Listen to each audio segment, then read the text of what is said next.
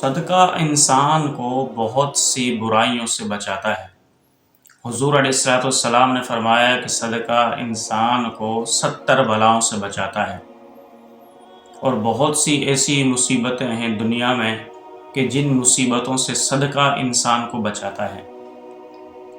اور صدقہ جو شخص کرتا ہے، اللہ رب ذوالجلال قیامت کے روز اس کو احد پہاڑوں جتنا ثواب عطا فرمائے گا، کیونکہ حضور صلی اللہ علیہ وسلم نے ارشاد فرمایا، ایک شخص اپنی حلال کمائی سے ایک کھجور اللہ کی راہ میں صدقہ کرتا ہے تو وہ بڑے ہوتے ہوتے ایک پہاڑ کی مثل ہو جاتی ہے۔ اسی طریقے سے ایک اور حدیث کے اندر آیا، حضور صلی اللہ علیہ وسلم نے ارشاد فرمایا، کوئی شخص تھوڑا سا صدقہ کرتا ہے حلال کمائی سے تو وہ اللہ کے یہاں بڑھتا رہتا ہے۔ جس طریقے سے تم اپنے یہاں پر جانوروں کو پالتے ہو تو وہ بڑے ہو جاتے ہیں، ایسے ہی اللہ رب ذوالجلال تمہارے صدقے کی پرورش کرتا ہے، حتیٰ کہ وہ بڑے ہوتے ہوتے ہوتے ہوتے احد پہاڑ کے برابر ہو جاتا ہے۔ تو صدقہ انسان کو کرنا چاہیے تاکہ اس کو آخرت میں ثواب عظیم ملے اور دنیا کی بہت سی مصائب سے اس کو نجات ملے۔ حتیٰ کہ بزرگان دین فرماتے ہیں، اگر کوئی شخص صدقہ کرتا ہے تو 10 دنیا کی بلائیں اللہ اس سے دور کرتا ہے اور 70 آخرت کی دور کرتا ہے، 10 دنیا میں ثواب عطا فرماتا ہے اور 70 یا 70 سے زائد ثواب اللہ رب ذوالجلال آخرت میں اس کو عطا فرماتا ہے۔ بنی اسرائیل کے اندر ایک بادشاہ تھا کہ جس نے اعلان کیا کہ میری سلطنت کے اندر میرے علاوہ کوئی بھی صدقہ نہ کرے۔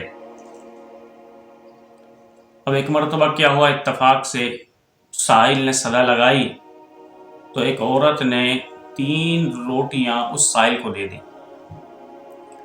بادشاہ کے کارندوں نے اس فقیر کو پکڑ لیا اور کہا کہ تمہیں یہ روٹیاں کہاں سے ملی ہیں؟ تو اس نے کہہ دیا کہ فلاں گھر سے یہ روٹیاں مجھے ملی ہیں۔ ان کارندوں نے بادشاہ کو شکایت کر دی۔ بادشاہ نے اس عورت کو بلایا اور کہا کہ تم نے میری حکم کی خلاف ورزی کی ہے۔ جلاد کو حکم دیا کہ اس کا ہاتھ کاٹ دیا جائے اور اپنے وزیر اعظم سے کہا کہ اس کو ملک بدر کر دیا جائے۔ اب اس عورت کا بیچاری کا ہاتھ کاٹ دیا گیا، اس کو ملک بدر کر دیا گیا۔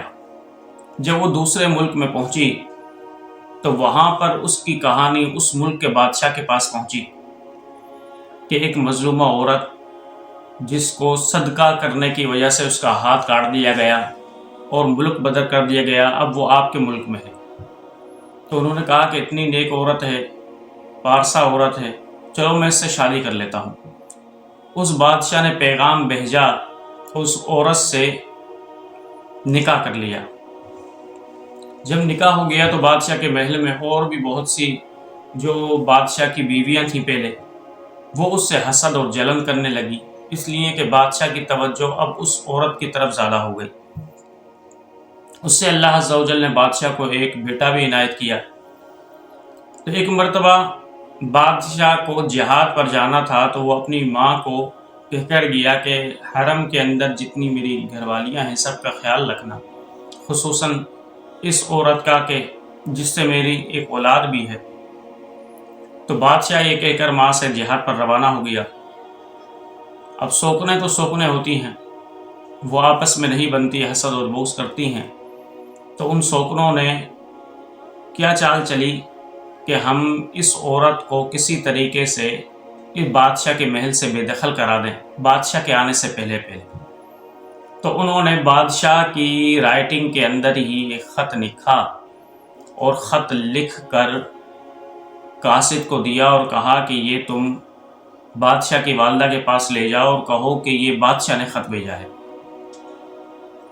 وہ قاصد آیا، بادشاہ کی ماں کو خط دیا۔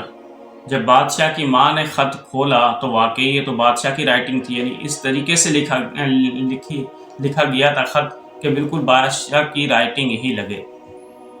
جب ماں کو یقین آ گیا کہ یہ بادشاہ نے لکھا ہے تو بادشاہ اس خط کے اندر لکھا تھا کہ میرے آنے سے پہلے اس عورت کو اور اس کے بچے کو اس محل سے بے دخل کر دیا جائے۔ ماں نے فرما برداری کرتے ہوئے کہ بھئی بیٹے نے حکم دیا ہے اب میں اس کی تعمیل کرتی ہوں، اس نے اس کی بیوی کو اور بیٹے کو بے دخل کر دیا۔ اب وہ عورت جا رہی تھی دریائے دجلہ کے کنارے، چلتے چلتے جب اس کو پیاس لگی تو وہ رکی اور دریائے دجلہ میں پانی پینے لگی، پر اتفاقاً ایک لہر آئی جو اس کے بیٹے کو بہا کر لے گئی۔ اب عورت نے جب اپنے بیٹے کو دیکھا دریا میں جاتے ہوئے تو اللہ رب ذوالجلال کی بارگاہ میں آہذاری کی کو کہا کہ یا اللہ، میں نے تیری راہ میں صدقہ کیا تو اس صدقے کی وجہ سے میرا ہاتھ کاٹ دیا گیا، مجھے ملک بدر کر دیا گیا، پھر یا اللہ میں اس ملک کے اندر آئی اور اس ملک میں مجھ سے بادشاہ نے شادی کی، یہاں پر بھی دشمنوں نے میرے خلاف سازشیں کی اور یہاں پر بھی مجھے تباہ کیا، یا اللہ تو ہی میرا آسرا ہے، میری اس نیکی کی وجہ سے یا رب ذوالجلال مجھے محفوظ فرما۔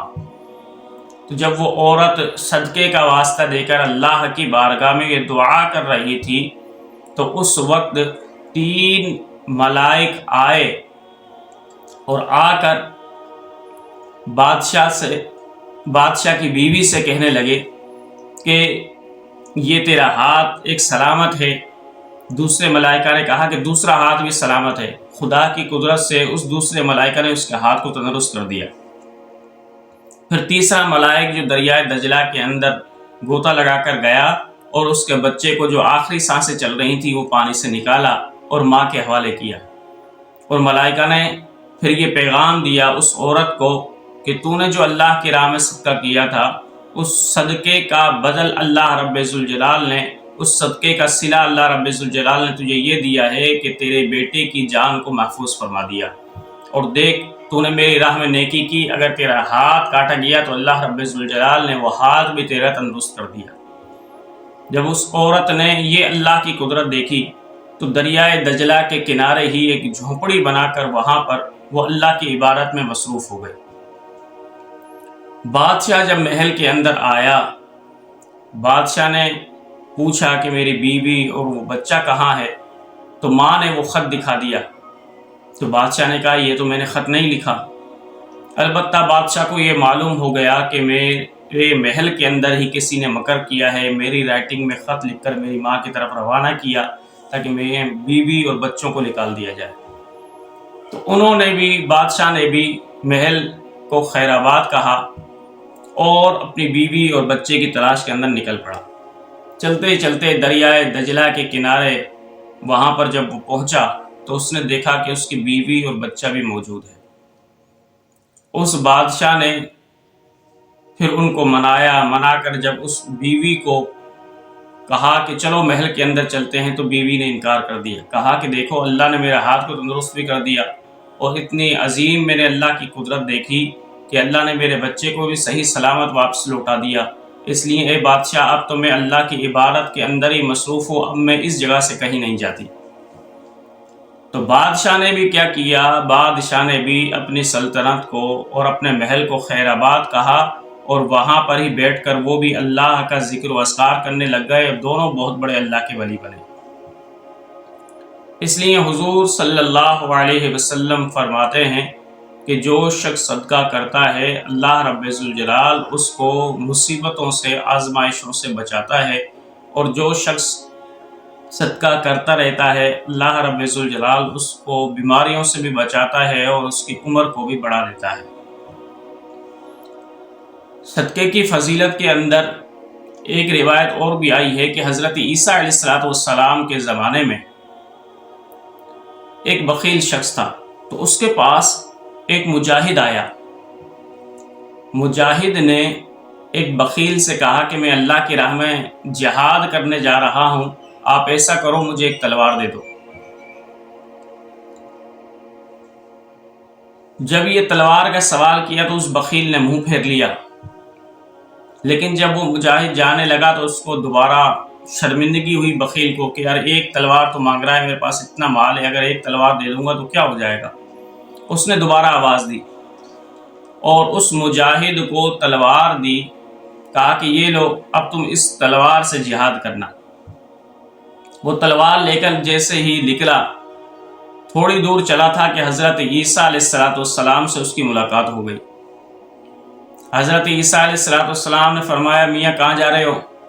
کہا کہ اے عیسیٰ جہاد کرنے کے لیے جا رہا ہوں۔ حضرت عیسیٰ نے فرمایا کہ تمہیں یہ تلوار کہاں سے ملی؟ کہا کہ وہ فلاں بخیل جو شخص ہے اس نے مجھے وہ تلوار دی۔ تو حضرت عیسیٰ کو بڑا تعجب ہوا کہ ایک بخیل ہو کر اس نے اللہ کی راہ میں تلوار دی ہے۔ البتہ حضرت عیسیٰ علیہ السلام یہ سن کر متعجب ہوتے ہوئے روانہ ہو گئے۔ اب جب حضرت عیسیٰ بخیل کے سامنے سے گزرے تو بخیل حضرت عیسیٰ کو دیکھتے ہی تعظیماً کھڑا ہو گیا اور کہا کہ چلو میں بھی حضرت عیسیٰ اور اس کے ساتھی کے ساتھ کچھ دیر کے لیے چلوں، شاید کہ میں بھی نیکوں کی صفوں کے اندر شامل ہو جاؤں۔ اب وہ بخیل شخص حضرت عیسیٰ کو دیکھتے ہی حضرت عیسیٰ کی زیارت کے لیے کھڑا ہوا اور دوڑ کر حضرت عیسیٰ کے پاس گیا اور حضرت عیسیٰ سے کہا کہ اے عیسیٰ، میں آپ کی زیارت کرنے کے لیے آیا ہوں اور کچھ دیر آپ کے ساتھ میں چلنا چاہتا ہوں، کیونکہ حضرت عیسیٰ کے ساتھ ایک دوسرا شخص بھی تھا کہ جو 70 سال سے اللہ کی عبادت کر رہا تھا۔ تو حضرت عیسیٰ نے کہا کہ چلو ہمارے ساتھ، اگر تم چلنا چاہتے ہو تھوڑی دیر۔ تو وہ جو 70 سال کا عبادت گزار شخص تھا حضرت عیسیٰ کے ساتھ، وہ اس بخیل سے نفرت کرنے لگا کہ یہ بھی مجھے جہنمی نہ کر دے یا یہ اس کی نحوست مجھے بھی نہ پہنچ جائے، وہ اس سے علیحدہ چلنے لگا۔ تو اللہ رب ذوالجلال نے وحی کی حضرت عیسیٰ کی طرف کہ اے عیسیٰ، میں نے اس بخیل شخص کے صدقے کو قبول کر لیا ہے، اب میں نے اس کو جنتی کر دیا ہے، اب یہ جنت میں تمہارا جو ساتھی ہے اس کا جنت کے اندر یہ ساتھی ہوگا۔ جب یہ وحی آئی تو حضرت عیسیٰ نے اپنے ساتھی کو بتایا کہ یہ بخیل شخص تو جنت میں تمہارا ساتھی ہے۔ تو وہ کہنے لگا کہ نہیں، میں تو اس بخیل کے ساتھ جنت میں نہیں جانا چاہتا، اس بخیل کے ساتھ جنت میں رہنا نہیں چاہتا۔ جب یہ اس نے ناشکری کے کلمات کہے تو اللہ رب ذوالجلال نے حضرت عیسیٰ کو وحی کی، اے عیسیٰ، میری رضا کے اندر یہ بندہ راضی نہ ہوا اور میں نے جو حکم دیا ہے اس پر سر تسلیم خم نہیں کیا اور اس نے میرے بندے کو حقیر جانا۔ اب میں اس بخیل شخص کو جنتی کرتا ہوں اور اس عبادت گزار شخص کی کہ جو 70 سال سے عبادت کر رہا تھا، اس کے منہ پہ مارتا ہوں اور اس کو جہنمی کرتا ہوں۔ دیکھیے، ایک صدقے نے اس بخیل شخص کو جہنمی سے جنتی کر دیا۔